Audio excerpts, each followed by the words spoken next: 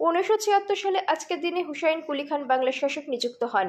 1823 সালে আজকের দিনে ভারতের তৈরি প্রথম জাহাজ ডায়না কলকাতা বন্দর থেকে আনুষ্ঠানিক যাত্রা শুরু করে। 1832 সালে আজকের দিনে সতীদাহ প্রথা বিলোপের বিরুদ্ধে ভারতে গোঁড়া হিন্দুদের আবেদন ব্রিটিশ পার্লামেন্টে নাকচ হয়ে যায়। 1878 সালে আজকের দিনে ব্রিটেন সাইপ্রাস দখল করে। 1882 সালে আজকের দিনে ব্রিটিশ নৌবহর থেকে আলেকজান্দ্রিয়া বোমাবর্ষণ করা হয়। 1889 সালে অবিভক্ত ভারতের কলকাতায় প্রথম প্রতিযোগিতামূলক ফুটবল টুর্নামেন্ট শুরু হয়। 1919 সালে আজকের দিনে নেদারল্যান্ডে 8 ঘন্টা কর্মদিবস ও রবিবার ছুটি আইন হিসেবে প্রতিষ্ঠিত হয়। 1921 সালে আজকের দিনে মঙ্গোলিয়া স্বাধীনতা ঘোষণা করে।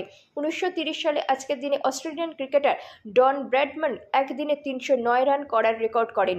পরের টেস্ট ম্যাচে তা 334 রানের সর্বোচ্চ রেকর্ড হয়েছিল। 1941 সালে আজকের দিনে মস্কোতে ইঙ্গো-রুশ চুক্তি স্বাক্ষরিত হয়।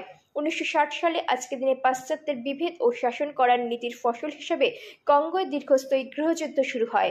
1960 সালে আজকের দিনে জায়ারের কাতাঙ্গা প্রদেশের স্বাধীনতার প্রচেষ্টা চালানো হয়। 1962 সালে আজকের দিনে টেলস্টার উপগ্রহের মাধ্যমে মার্কিন যুক্তরাষ্ট্র থেকে ফ্রান্সে টিভি সম্প্রচার শুরু হয়।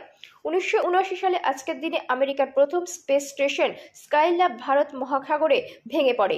1982 সালে আজকের দিনে বিশ্বকাপ ফুটবলে পশ্চিম জার্মানিকে পরাজিত করে ইতালি তৃতীয়বার চ্যাম্পিয়নশিপ লাভ করে।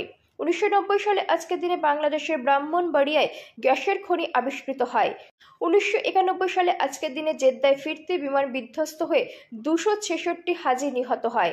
1995 সালে আজকের দিনে 8,000-এরও বেশি বসনীয় মুসলমান সেব্রেনিসা শহরে সর্ব-রমপন্থীদের হাতে নিহত হয়। 1998 সালে আজকের দিনে বিশ্বকাপ ফুটবলে ফ্রান্স চ্যাম্পিয়ন হয়। 2000 সালে আজকের দিনে নাইজেরিয়ায় গ্যাসোলিন পাইপ বিস্ফোরিত হয়ে 200 জন নিহত হয়। 2002 সালে আজকের দিনে চট্টগ্রামের বদ্দারহাটে সংঘর্ষে 8 ছাত্রলীগ নেতা নিহত হয়।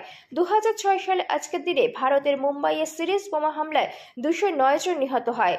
2021 সালে আজকের দিনে ব্রাজিলকে হারিয়ে কোপা আমেরিকায় দীর্ঘ 28 বছর পর পুনরায় শিরোপা লাভ করে আর্জেন্টিনা।